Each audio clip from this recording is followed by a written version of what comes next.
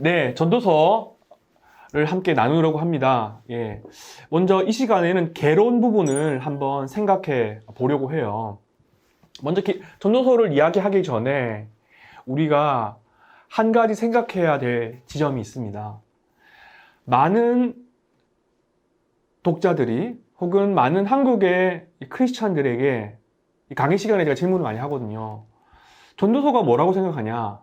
전도서가 뭐냐? 이렇게 물어본다면 거의 10중 8구 이런 이야기를 합니다. 전도서는 헛됨에 대한 책이다. 맞는 말이죠. 전도서는 헛됨에 대해서 이야기하는 겁니다. 왜냐하면 전도서의 번역에 헛되다라고 되어 있기 때문에 전도서가 헛된 거에 대해서 이야기하는 뭘 이야기하는 겁니까?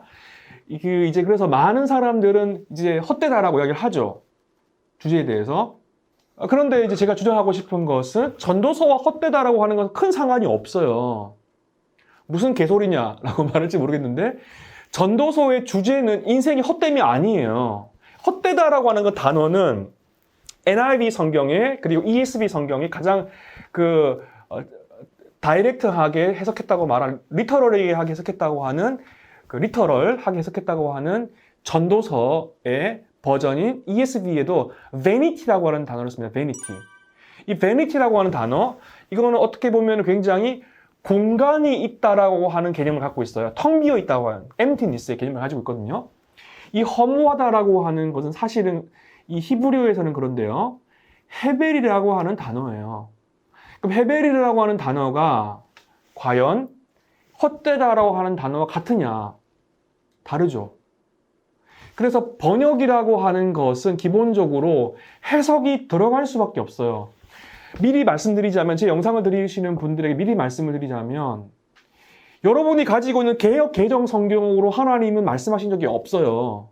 이게 무슨 말이냐? 개역 개정 성경을 저술한 사람들은 거기에 해석을 했다라고 하는 것이죠. 그게 무슨 말이냐? 왜냐면 세번역 성경과 개역 개정을 펼쳐보면 다릅니다. NIV와 킹 제임스 버전과 ESV 버전과 RSV 버전과 타나크 버전은 다 달라요. 하나 예를 들자면 세번역 성경과 개역 개정 성경을 비교해서 보시면 상당히 많은 부분이 다르다는 것을 알 수 있어요.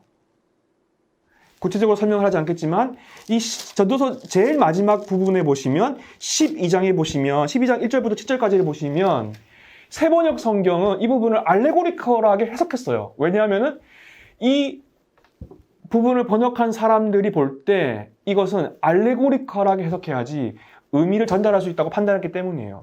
그런데 개역개정 성경은 알레고리컬한 해석을 선택하지 않아요.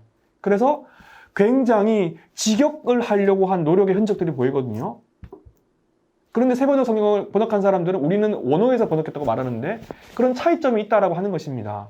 그래서 여러분들에게 제가 말씀을 드릴 때 이 번역이 약간의 오류가 있다라고 할 때 네가 뭔데 번역에 오류가 있다라고 말하면 안 된다는 거예요.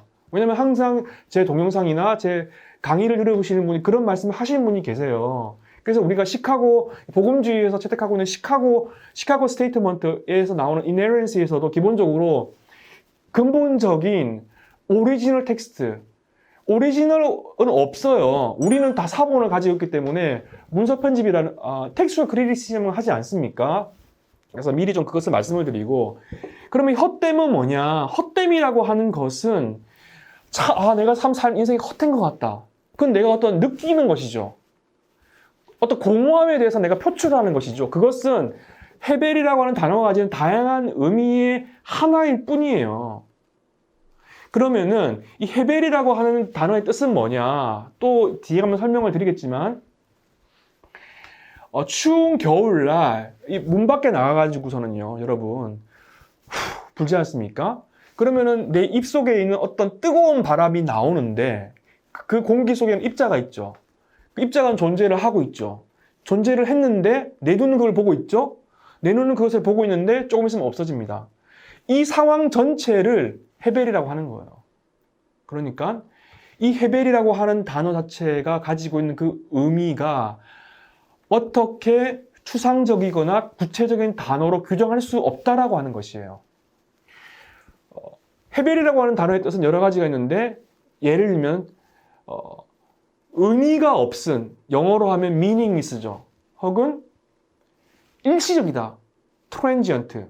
아주 일시적이다. 혹은 emptiness. 비어있다. 허무하다. vanity. 그 뜻이 또 있죠. 그리고 예언서에 보면은 헤벨이라고 하는 단어 뜻은 우상이라고 하는 단어의 뜻과 개체되기도 하고, 그리고 헤벨이라고 하는 단어의 뜻은 수증기, 안개, 이러한 물질적인 어떤 뜻도 가지고 있어요. 그거 이외에도 여러 가지가 있죠. 지금 다 설명드리지 못하겠지만 또 뒤에 가면 설명을 드릴 수 있는 시간이 있을지 모르겠지만, 그런데 굉장히 중요한 것은 뭐냐면 마이클 폭스와 같은 학자는 이 단어를 모순이라고 번역해요. 혹은 불합리와 부조리라고 설명을 합니다. 그렇기 때문에 그런 다양성이 있다는 걸 좀 말씀을 드리고 싶고요. 근데 중요한 것은 뭐냐면 전도서에는 작자가 있고, 그리고 너레이터가 있고, 그리고 실제 코엘렛이 있어요. 그래서 이 전도서는 코엘렛의 말을 누군가가 가져와서 쓴 형태를 취하고 있습니다. 그리고 이 전도서는 다양한 인생의 주제를 다뤄요. 노동과 정의와 부와 언어와 죽음과 왕과 권력과 지혜와 기쁨과 같은 굉장히 다채로운 주제를 관찰하고, 그리고 그 속에 부조리한 삶의 현실, 그리고 사라질 수밖에 없는 인생의 무의미함과, 그리고 허탄한 인생의 것들에 대해서 적나라하게 드러내고 있어요. 한마디로 말하자면 우리가 기존에 알고 있던 삶의 다양한 이슈들을 다 꺼집어내요. 그리고 다양한 이슈를 꺼집어낸 다음에 그 다양한 이슈들을 우리가 가지고 있는 고정관념을 하나하나 다 깨뜨립니다. 그 깨뜨림을 통해서 본질을 찾아내려고 해요. 그러니까 신명기에서는 정답만 이야기하죠. 야, 이거는 정답이고 이거는 오답이야. 이거는 정답이고 이거는 오답이야. 이게 정답의 인생이야 라고 말을 한다면, 자문도 그렇게 얘기를 하는데, 전도서는 아주 다른 구성을 갖고 간다는 거예요. 야, 이것과 이것은 마찰을 일으켜. 너가 이러한 생각을 가지고 있지? 그런데 인생은 이런 것이란다. 그리고 이것을 충돌시켜요. 그리고 깨뜨리죠, 두 가지를. 두 가지는 다는 아니고 모순 관계에 있다는 것을 이야기함으로써 인생의 본질은 무엇인지에 대해서 이야기를 한다는 거예요.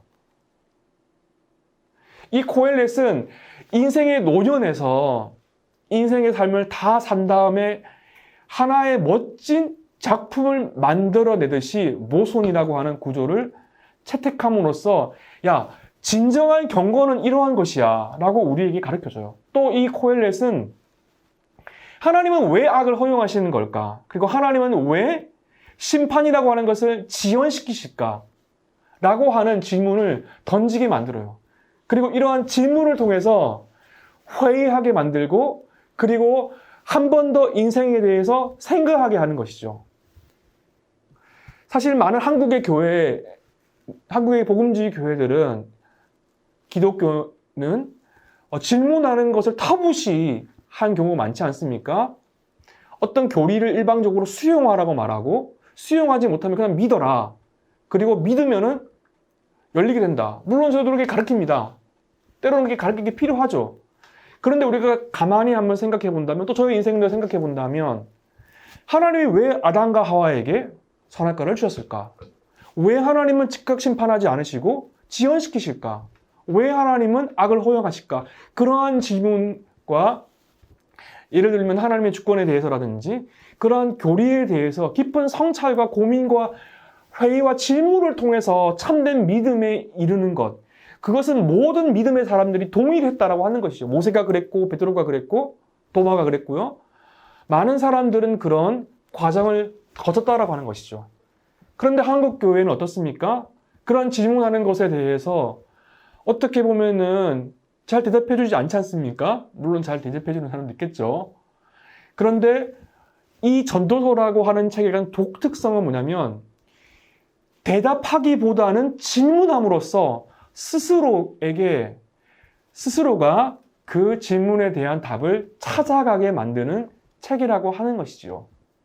그것이 바로 전도서이고, 그런 수많은 질문과 의심과 의문과 회의의 과정의 연속성을 통해서 무엇인가 규범적인 대답을 던지는 것이 아니고, 그런 대답은 줍니다. 그런 대답은 주지만 하나님이 어떠한 분인지에 대해서 근본적인 질문을 하게 만든다라고 하는 것이죠. 결국 또 다른 질문을 낳게 하지만 그 질문은 우리의 인생과 우리의 신앙을 완전히 새롭게 재편하게 만드는 그러한 질문이라고 하는 것이죠. 질문에 대답하는 책이 아니고 또 다른 더 거대한 질문을 낳게 하는 책. 그것이 바로 전도서라고 하는 것입니다.